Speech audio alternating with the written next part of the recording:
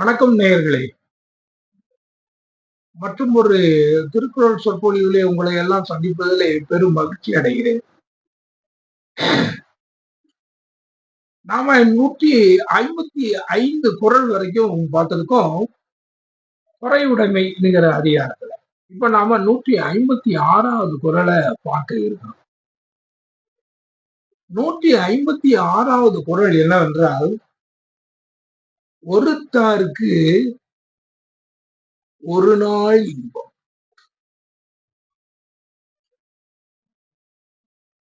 ஒறுத்தார்க்கு ஒன்றும் துணையும் புகழ். முன்னால சொன்னார்ல, ஒறுத்தாரை ஒன்றாக வையாரேன்னு முந்தின குறள்ல சொன்னார்ல. இப்போ அந்த ஒருத்தலை பத்தி அவர் சொல்றார்.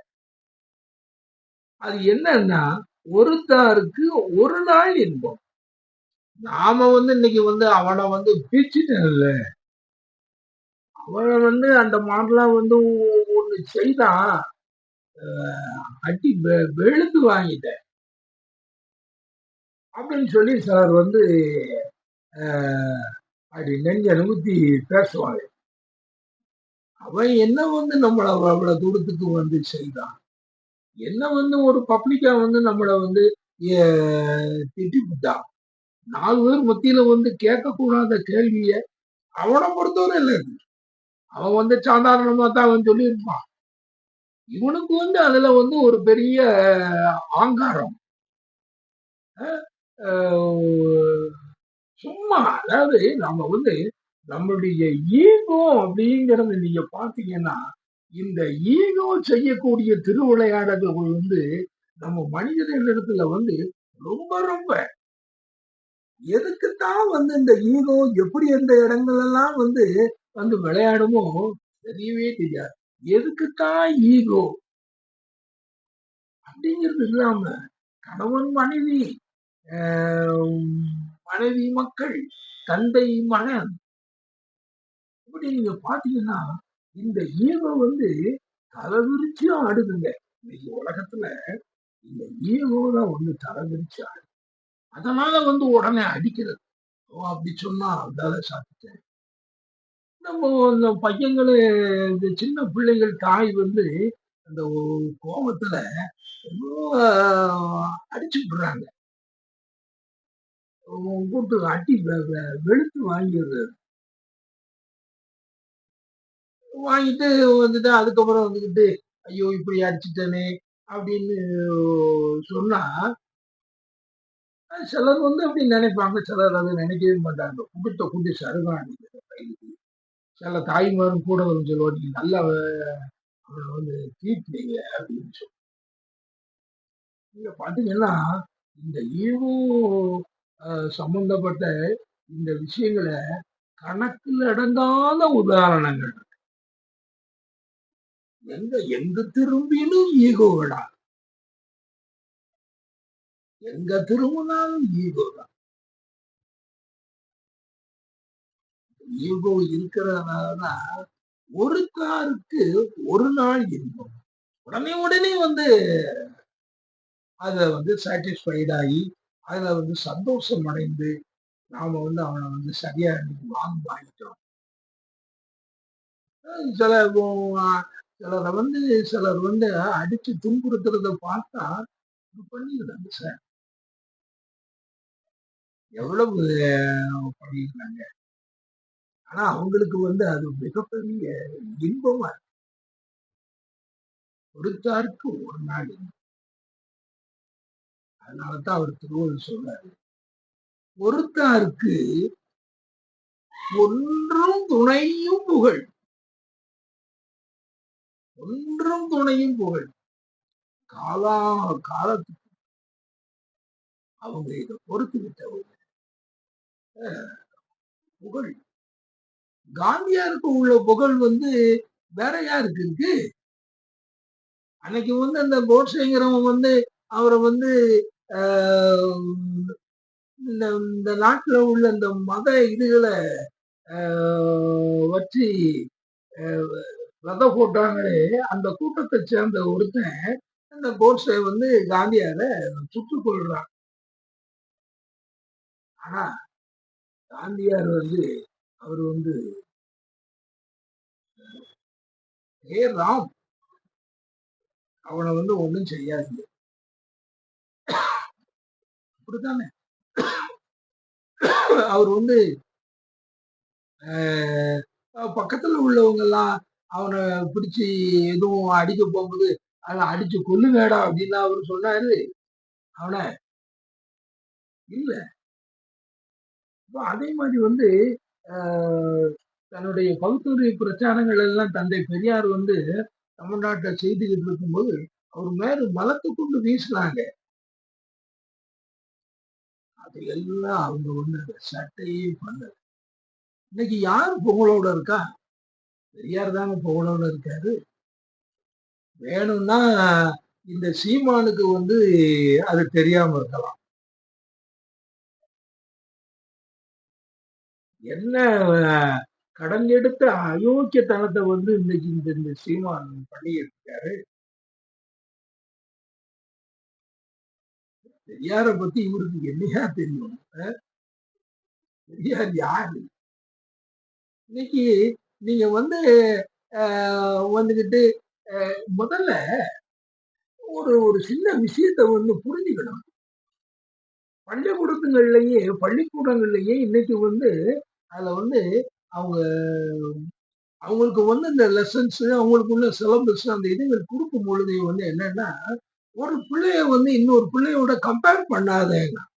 ஏன்னா, பாத்தியா அவன் வந்து எவ்வளவு தூரத்துக்கு நீங்க நல்லா படிக்கான், நீ ஒரு மக்கு பயலா இருக்கிய அப்படின்னு சொல்லி நீங்க வந்து யாரையும் பிள்ளைகளை வந்து கம்பேர் பண்ணாதீங்க. அவங்க அவங்கவுங்க லெவலுக்கு வந்து அந்த பிள்ளைகள் படிப்பாங்க.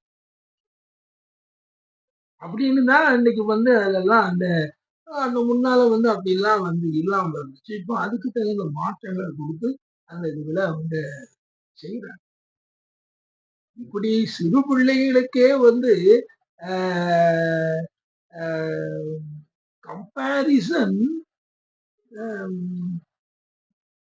இஸ் டேஞ்சரஸ் கூட சொல்லலாம். அப்படி அந்த மாதிரி வந்து கம்பேர் பண்ணாதீங்கன்னு சொல்லியிருக்காங்க. இந்த சீமான் நண்பர் சீமான் வந்துகிட்டு என்ன பெரியார் சேவை பண்ணியிருக்காரு. அவர் வந்து இவரு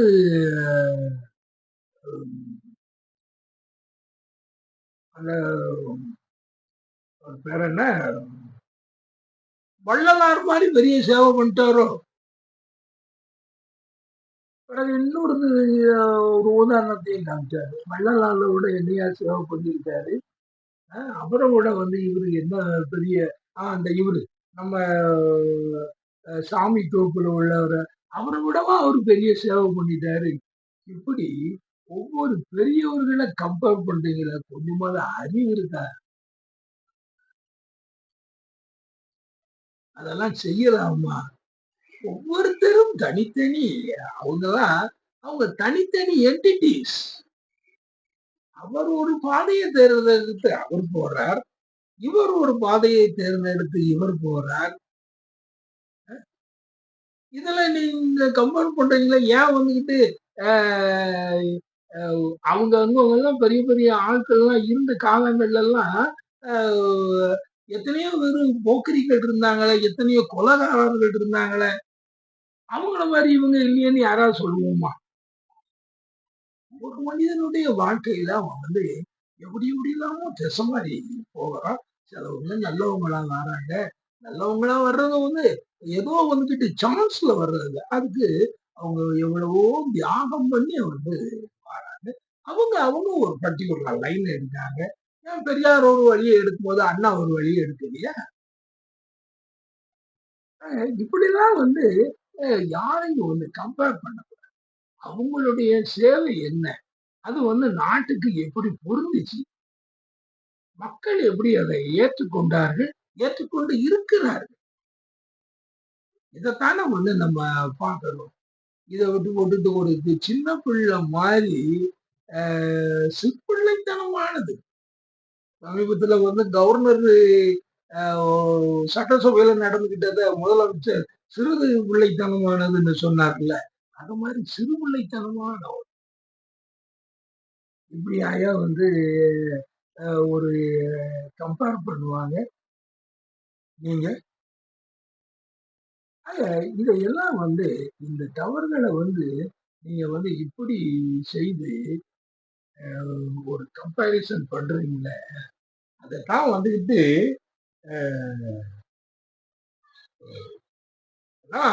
திருவள்ளுவர் சொல்ற, ஒருத்தாருக்கு வந்து ஒரு நாள் தான் இன்பம், பொறுத்தாருக்கு பொன்றும் துணையும் புகழ்.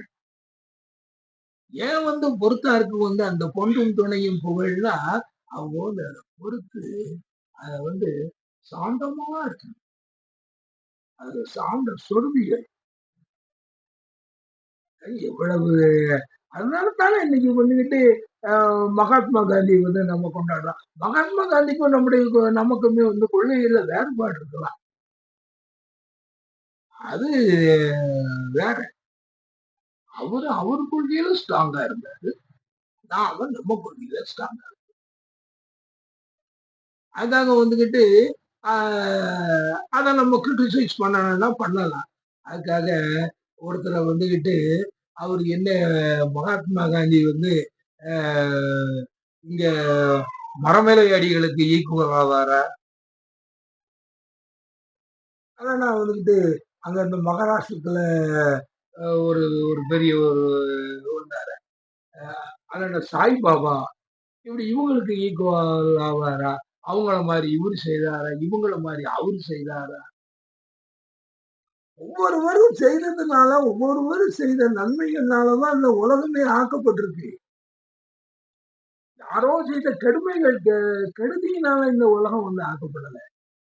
எத்தனையோ பேரு அவங்களுடைய துறையில அவங்களுக்கு தேர்ந்தெடுத்த அந்த துறையில அவங்க வந்து நடந்துகிட்ட முறையில அவங்க ஒவ்வொரு நல்ல காரியங்களை அவங்க செய்திருக்காங்க. ஆக இத வந்து தெரியாம அவங்க வந்து எவ்வளவு தூரத்துக்கு தியாகம் பண்ணி அந்த ஒன்றும் துணையும் புகழ்ங்கிற அளவுக்கு வந்து அந்த பொறுமையா இருந்து எந்த இடத்துலயுமே வந்து தந்தை பெரியார் அவர் இருக்கிற இடத்துல வந்துட்டு பேசும்பொழுது கல்லு வந்தா எடுத்து பெரிய சின்ன எடுத்து தலைப்பாயை கட்டிக்கிட்டு நிக்கக்கூடியவர் தானே ஒழிய இங்கேயும் வந்து அவர் வந்து ஓடணும் இல்லையா? எத்தனை ஜெயில்கள்ல வந்து இங்க உள்ள ஜெயில் காணாதுன்னு சொல்லிக்கிட்டு அவருடைய நண்பர் வந்து ராஜாஜி முதலமைச்சரா இருக்கும்போது ஒரு பெல்லாரி சிறையில கொண்டு போடுறாங்க. தாங்கி நிக்காரு.